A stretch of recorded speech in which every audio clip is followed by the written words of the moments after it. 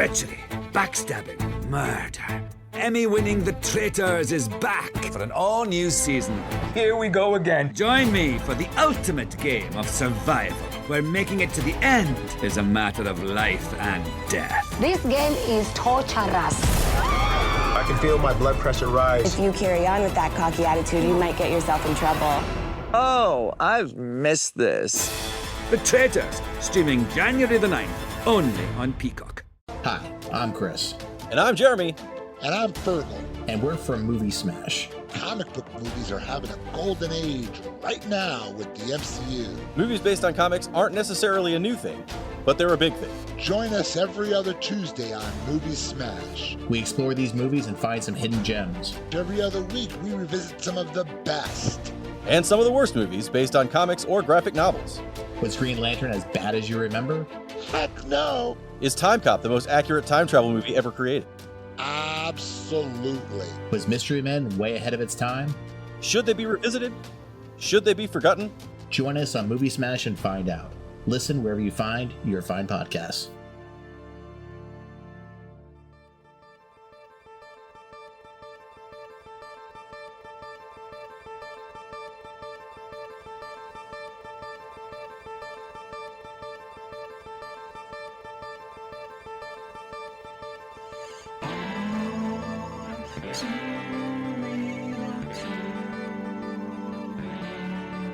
Okay, everybody, welcome to the latest episode of All Too Real 2. My name is Michael E. Cullen II, and with me, as always, is... Sesame, don't tell anyone about what you saw, or I'll kill you in Carta. Whoa.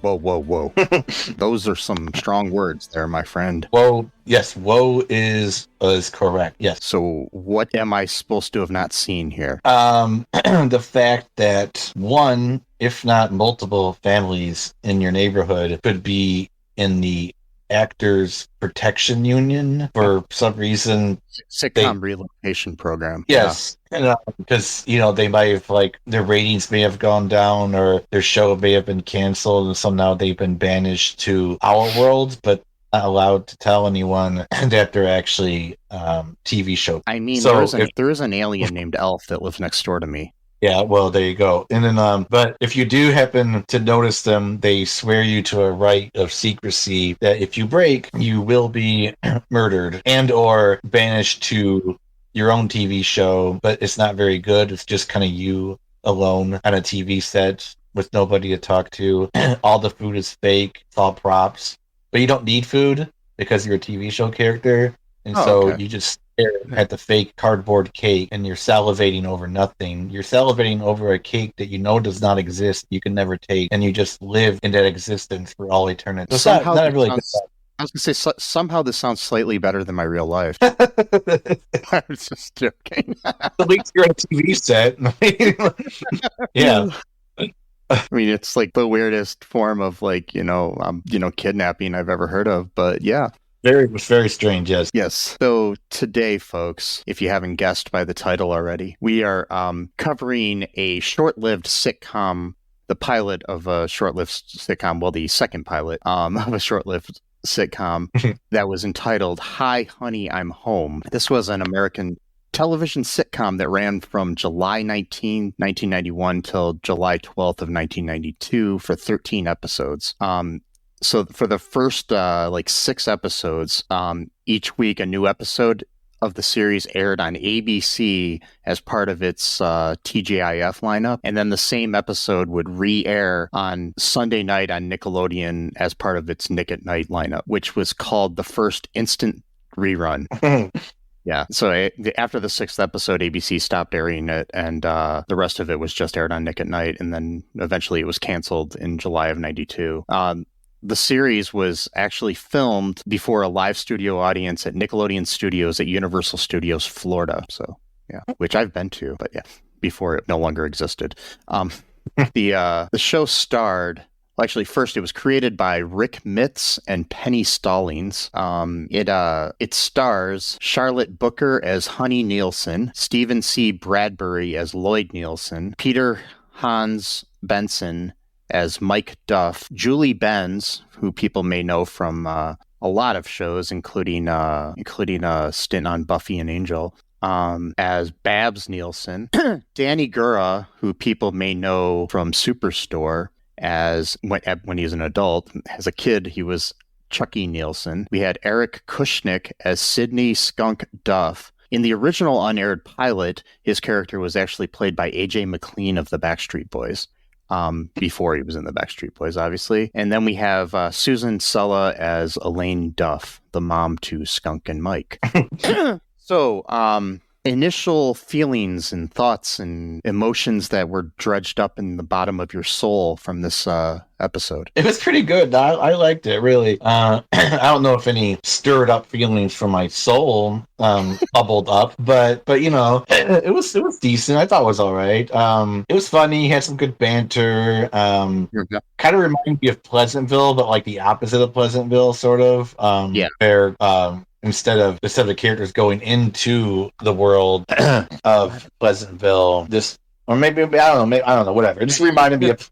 It is the opposite, basically, because this is like a sitcom coming into our real world as opposed to real people going into a sitcom. Yeah. Yeah, it was like one of the first things of like meta.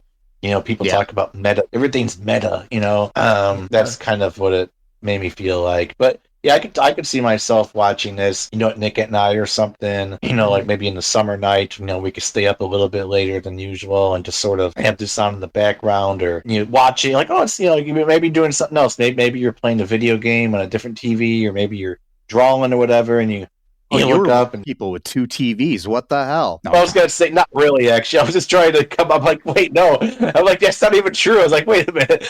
And that's why I had to change. People who had a Nintendo TV and a regular TV. That's what I'm saying. I was like, wait a minute, it's not even true. I was just like, you know, just drawing or playing. I don't know what I did when I was 10. I can't remember, but yeah.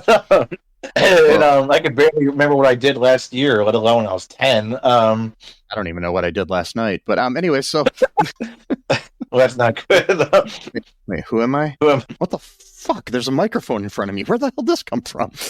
Joe Biden gave it to you. Well, yeah. Well, you see here. No. See here. Corn pop. Anyway, so the show was pretty good, I thought. It was ahead of its time. I mean, I think a lot of the show was it influenced things that came after it, like you said, with Pleasantville, and I also think with WandaVision. So yeah.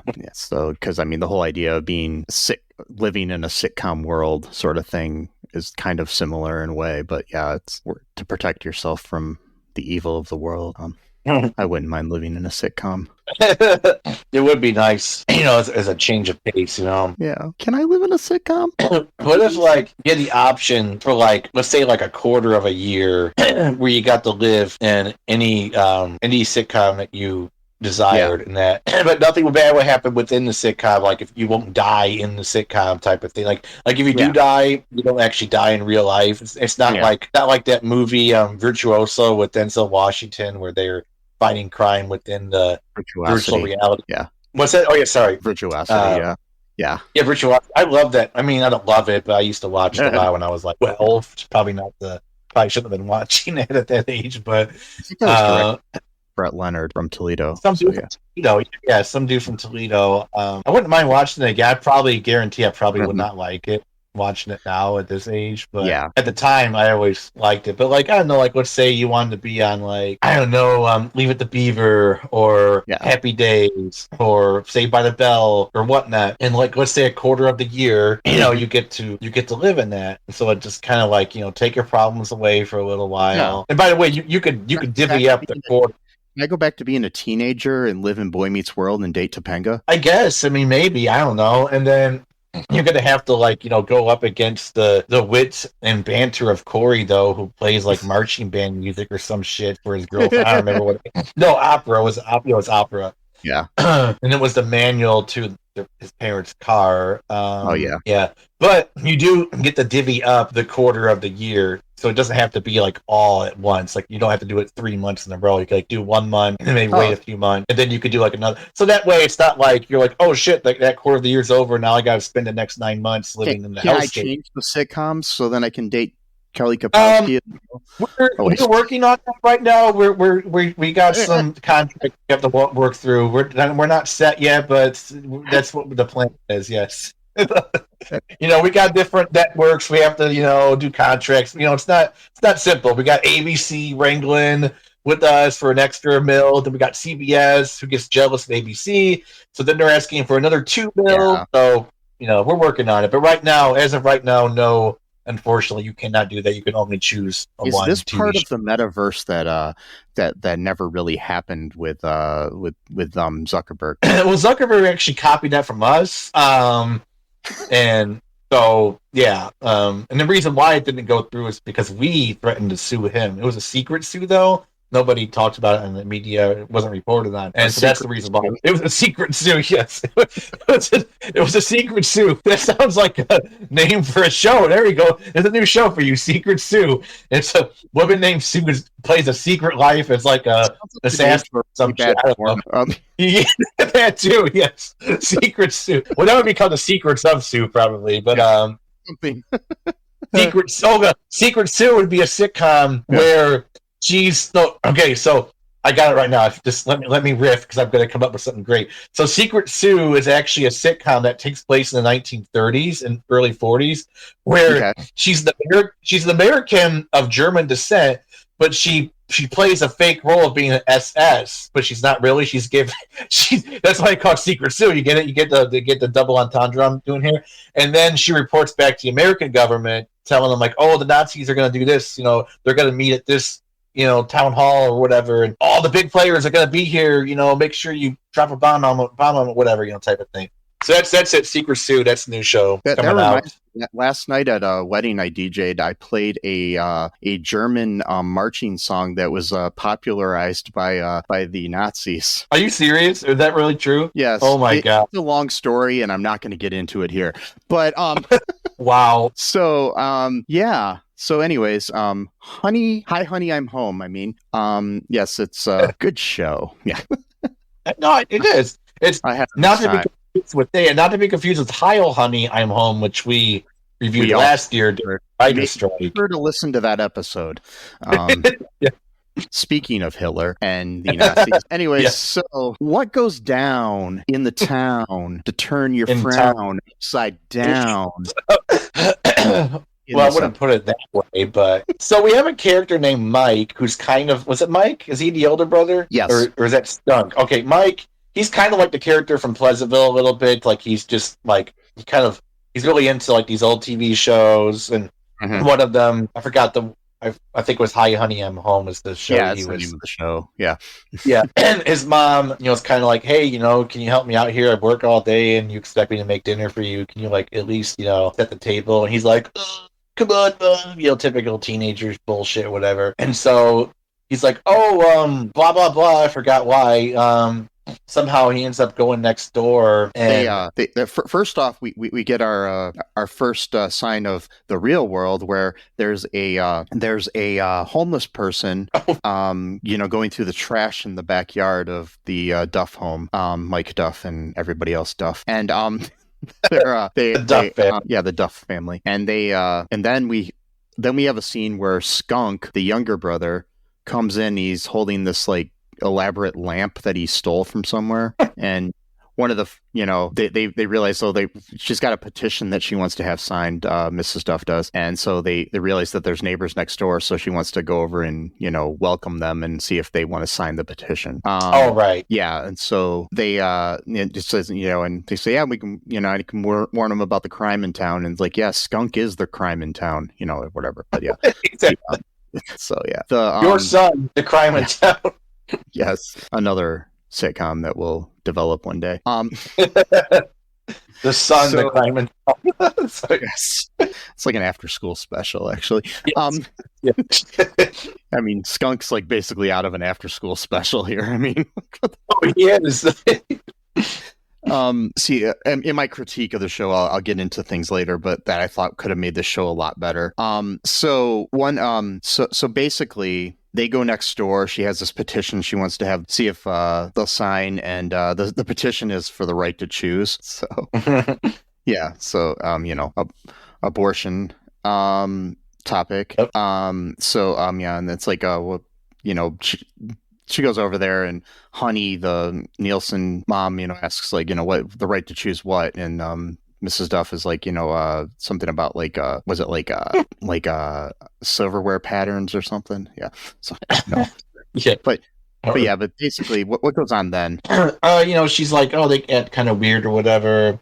Mike shows up and he recognized them. He's like, I don't know, there's something weird about them. And then he comes back, I think, and then eventually, he kind of finds them out, and they're like, okay, like, you can't tell anyone or we'll kill you. Well, they didn't say that, but like, you can't tell anyone because we're like stuck in this reality because they canceled our show, or maybe the ratings were low or something like that. Don't remember which. And we're like kind of like stuck here until we can get back if like they put the show back on or if the ratings go up or whatever. So then Mike is sworn to secrecy in this sort of like secret society they got going on there, and she could turn things into black and white. So apparently there's like occultic magic involved here as well, similar to WandaVision. she had like a remote. Remote, yeah. It's a remote called a Turnerizer. That's right, Turnerizer. It's very creative. Turnerizer. Well, there's a reason behind it, which I'll talk about towards the end. Yeah. Okay. A remote powered by magic, though, essentially. So, and particularly black magic from the Darkhold. So, there's a whole section in the Darkhold that's specifically about remote controls and how to manipulate them via means of magic. It's actually the most boring chapter of the Darkhold. Like at the very end.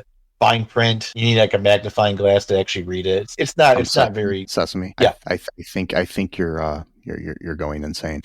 Am I? Well, maybe. It's been a weird weekend from a lot of people. I'm in a Facebook group and I'm being gaslit like all crazy in there, and so I think it's seep into my mind now. I'm just letting you know the Darkhold's not real and it can't hurt you. I know it's not real. I mean, it is, but I know it's not. And I know I'm supposed to say it's fake, so they don't put me in a straitjacket in a padded room. I know what I'm supposed to say, but I know what's really up. Producers in my ear right now telling me that we're not supposed to talk about the Darkhold. That canceled if you do, and then we'll be stuck in the real world, and then everything will be crazy. Oh, by the way, we're not real. Anyway, so but yeah, the not real world, not the TV show Real World either. That would be another interesting show you could get stuck in, but that's not really cool because it's like not really a TV show. So it would just be like a reality show that you're stuck in. It's a TV show. It's just not a scripted TV show. Well, I mean, it's probably scripted because most reality TV is partially scripted. So partially. Yes. So anyway, what was this mom's name? What was Duff? Miss Duff's name? What was her name is Mrs. Duff is named Elaine. That's right, Elaine. So Mike goes back home and basically just like almost all but tells them what's going on, even though he was just literally sworn to secrecy like 2 minutes earlier. And this line really pissed me off. So he's like, oh, they invited us over for dinner, or whatever. And she's like, no, I don't want to go there, whatever. And he's like, and then Mike's like, well, that means that you wouldn't have to make dinner. It's like, bitch, what are you talking about? Your mom worked all fucking day long. You go make dinner. What are you talking about, asshole? This is the 90s. This is women's lib area, too. Like, this is not like 1950. Like, but again, since he watched the show from the 1950s. The main reason she didn't want to go, though, it was some kind of dinner at a church. Originally. Oh, is that what it was? Oh, yeah, that's right. Oh, yeah. No, yeah, okay, yeah, that's right. Church dinner, which I understand. I wouldn't want to go to, like... But then they're like, oh, it's free food, so yeah, whatever. Like, yeah, you wouldn't have to make dinner. It's like, what do you mean you wouldn't have to? How about you take a break from the TV show? You could rustle up, some spaghetti or some chicken or fuck, even BLT sandwiches if you want to be that lazy about it. That takes, 10 minutes to make all together, including slicing tomatoes, the lettuce, the bacon, the mayonnaise, or whatever else, condiment that you would like. But now I'm getting hungry talking about it. But anyway, so somehow they get back to that's a very sexist condiment, though. It's mayonnaise. There's never womannaise. No, don't get woke on me, bro. Come on, don't get. There was this guy on Twitter that was trying to argue with me. I don't argue with them at all, but like he was trying to argue with me, and I went to his page just to see what it was. It was like joined in July 2024. I'm like, okay, 3 month old profile. like fave. 10 followers, and it had like a Christian cross, of course, and it said on top of his page, it said "awake but not woke." I immediately blocked him. I was like, "Come on." Yeah. Probably not even real. Probably Russian propaganda. But like Estonian, like all these people in Estonia that they pay like $2 a day, to basically Twitter farm and just tank that app to like oblivion, which is that's weird because Elon Musk loves Oblivion, but I guess that was whatever. And then yes. So can you? Yeah, go ahead, because I'm kind of losing my train of thought. So back in the episode. So basically, okay. So first off, there was the one funny over the top joke that kind of bothered me too, where so the daughter of the Nielsen's, played by Julie Benz, named Babs, when she's introduced to Elaine, she says, "Hi, boobs. I mean Babs." Yeah. Yeah. Because she has some big old bitties. And sorry. Wow. I was trying to figure out. I heard that in a song that I played last night at the wedding reception I DJ'd as well. So wow. Yeah. But now don't mention the name Diddy now, because now I think of P. Diddy. Oh no, I didn't say Diddy. I said Tiggled Bitties. Oh, okay, good. All right, yeah. Yes. So that makes it makes never mind. Yeah, I was like, wait. So but anyways, we're back at the Nielsen's house and come over for, what they think they're going to come over for the dinner that's going to be at the church or whatever. But it turns out that all of a sudden, Mr. I don't care about my wife, expects his wife to all of a sudden make a dinner for his boss who's coming over. So yeah.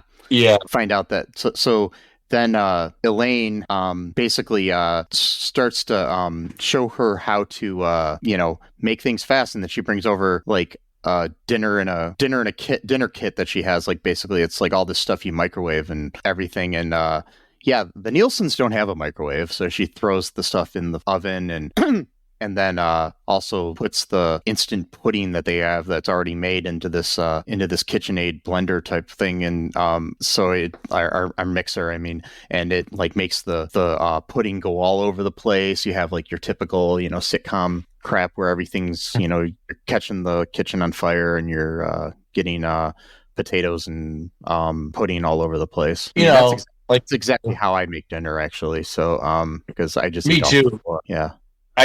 Just like in the Teen Witch, where the brother is like a complete slob. It just has like desserts all over the table. But the thing is too, she also put the bag, and she didn't even take it out of the oven. She just put the bag. Just throws it in the oven. Like, how would you think that's? I don't know, but I guess she's a sitcom character. Yeah, she cooked scratch, and so she's not used to this easy shit, Yeah. So so basically, then Mike comes in and saves the day and says, we're going to order chicken from a generic name chicken place because they couldn't say KFC. And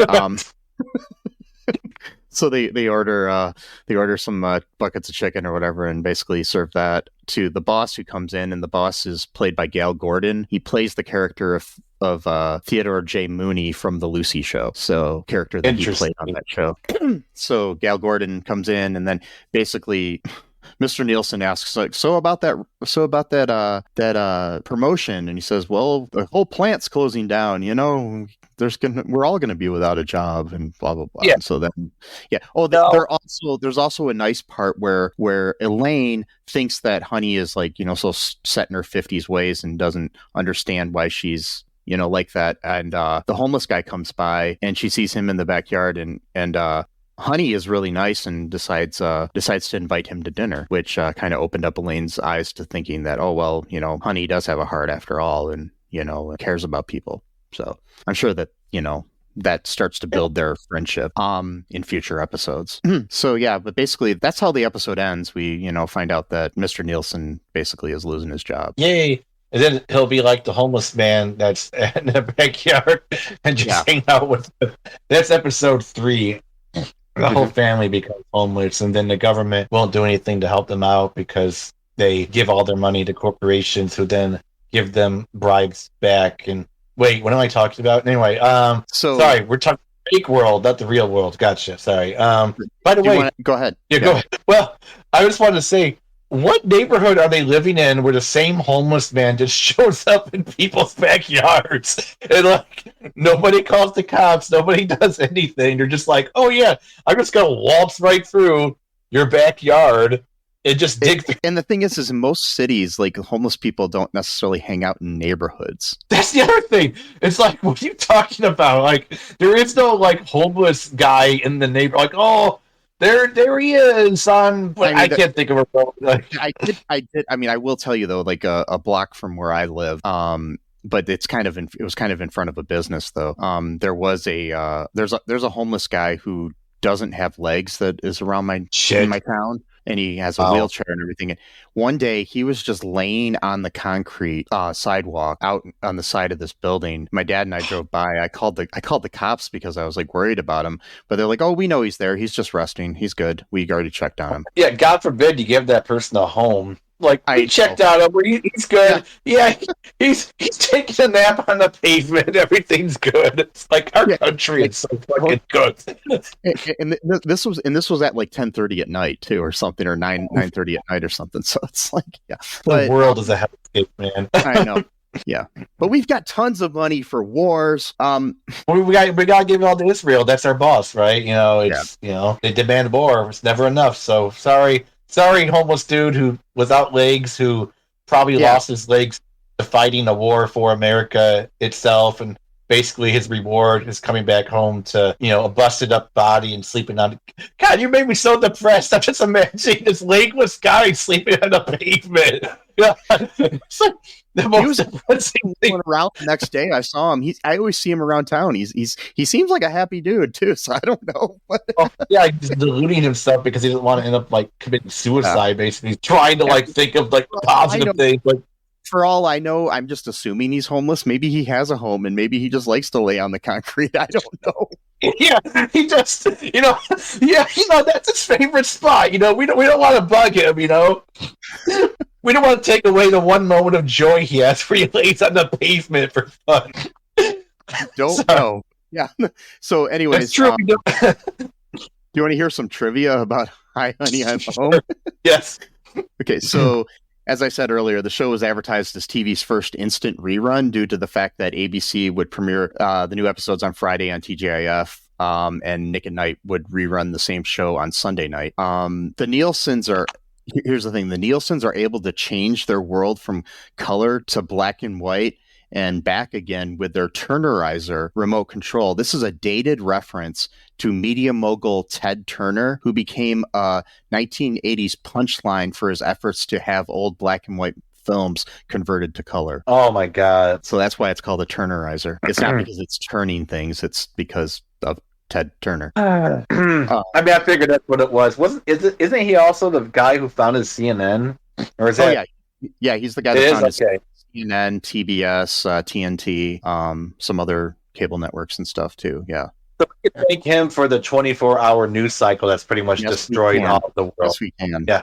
Yes, we can. Good job, Derek. Yep. Oh, Lord. And like I said, although the dialogue remained practically unchanged, the entire pilot was scrapped and reshot when Susan Sella and Eric Kushnick as Elaine and Skunk joined the cast. 8 years after the show premiered, Nickelodeon did air the unaired pilot, as part of a Before They Were Stars showcased, highlighting original actor who played Skunk, AJ McLean, who went on to join the musical group Backstreet Boys. So the cast was primarily comprised of New York stage actors. Charlotte Booker, who played Honey Nielsen, cited Gail Gordon, Mr. Mooney, from this episode as her favorite guest star. Not only was Booker a fan of the Lucy shows, but she also got to spend additional time with Gordon since he appeared in both versions of the pilot. So she got to work with him twice. Okay. Yeah. At MTV Networks, now Viacom, produced the series and sold the first run rights for 6 episodes to ABC, which was looking for low-cost summer programming. The premiere garnered high ratings, but quickly dropped off. So ABC opted not to option the rights to the other 7 episodes, which were exclusively run by Nick at Night. Yeah, and it was shot at Nickelodeon Studios in Florida. The show was spoofed in a pair of animated short films, included as a part of Spike and Mike's annual festival of animation. The first Home Honey I'm High, spelled H-I-G-H, featured rough pencil drawings of a family uncannily like the Nielsen's who smoke marijuana at the end of a long day. The follow-up, Home Honey I'm Higher, What You Should Know About Drugs, features more polished animation and plays like an educational film depicting the family members gleefully indulging in a variety of illegal substances. Wow. And then it says the series is a possible inspiration for the Marvel Limited series WandaVision, in which characters of Vision and Wanda are placed into a 50s era sitcom setting that is unwittingly projected by Wanda, who tries to hide in an innocent, carefree, non-violent world. Mm-hmm. So yeah, that's our Same thing. trivia. It's the trivia. Plus two with the boss coming over for dinner. That was part of the WandaVision episode. Mm-hmm. Fucking up dinner in the kitchen. But then again, that was probably a lot of TV shows did that kind of thing. That's like a stereotypical sitcom. Yeah. Plot trope or whatever. Yeah. So yeah, any other thoughts about this before we wrap things up here? Wrap it up like a Crunch Wrap Supreme from Taco Bell. Now I'm hungry. Did I mention I'm hungry? Now I've been not eating that much lately. I'm just not that hungry for some. I eat like one meal a day now. It went from 2 meals now to like 1 meal and like a couple of snacks. I'm losing so much fucking weight. And then now for some reason I'm like really hungry. It's like your body's catching up to you or something. Yeah, it is. No, it is. Because I'm just not hungry lately. I can't force myself to eat if I'm not hungry. You know what I mean? Like, just can't do it. That happens. I mean, I'm like that a lot. Yeah. But any final thoughts on Hi Honey I'm Home? No, not really. I would just recommend you watching it. You know, like just YouTube and find the episode and just give it a watch. Plus, it's got really cool I think all commercials. 13 episodes are on YouTube, so yeah, that's cool. Yeah, so you could watch the whole series if you wanted to. Yeah, all right. Binge it up, folks. Binge it up. Binge it up. Yes, yes. I mean, I think it was a show ahead of its time, honestly. I mean, with the meta aspects and the whole way that it kind of inspired. I mean, because this was like, I don't know, I would say like probably about 7 years or so before Pleasantville, and obviously, you know, like almost 30 years before WandaVision. So it's, you know, yeah. And I mean, it is kind of cool to see in his small role as Chucky Nielsen, Danny Gura, who goes on to be on Superstore. So it's kind of cool. Right. He's a Facebook friend of mine. So if you happen to listen to this, Danny, good job. All right. I liked the nice. show. Yeah. So, anyways, I think that's about it for today. Yeah. Okay. Okay. Yeah. And, just remember to go check out all2real2.com for all the stuff about us, all of our social media links, all of our links to our Patreon, our links to our TeePublic where you can help support the show. Also, a good way to help support the show is to go give us a 5-star review on Apple Podcast. Give us whatever kind of review you can on Spotify. You know, do it up like that. Go visit your neighbors and have them sign a petition to to listen to All Too Real 2. You know, find out if they used to be in a sitcom, you know, you can meet them, you know, people don't meet their neighbors anymore. No, I'm starting to finally, you know, do with mine, and it's actually really really nice to actually know people that actually live close to you versus our atomized society where we have more in common, like some random dude in Seattle, Oregon, than like the guy who lives 2 doors from me, you know? Yeah. Yep. Seattle's in Washington. Sorry, Seattle, Washington. Never mind. Yeah. Yeah. I was like, wait a minute. You know, I was like, when you said that, I was like, that doesn't quite sound right, but it's close. But yeah, Portland, Oregon is near Seattle, so it's kind of near. Seattle. I think Seattle is one of those cities that probably are in other states. It's like one of those unique, you know what I mean? Yeah. Mm-hmm. You're not gonna have like San Francisco, Indiana, you know what I mean, or something like that. You know? Yes. I mean, there is a Toledo, Kansas, and there's a Toledo, Ohio. So, anyways, folks, just remember these things here: that I love you. Don't tell anyone. Or we'll kill you. Sesame loves you. Mm-hmm. Trans lives are human lives. Free Palestine. And until next time, bye-bye. Thanks for listening to All Too Real 2 podcast, a Cullen Park production. Produced and edited by Michael E. Cullen II. Music by Matthew Haas. Subscribe and share the show. Visit us at cullenpark.com. Cheers.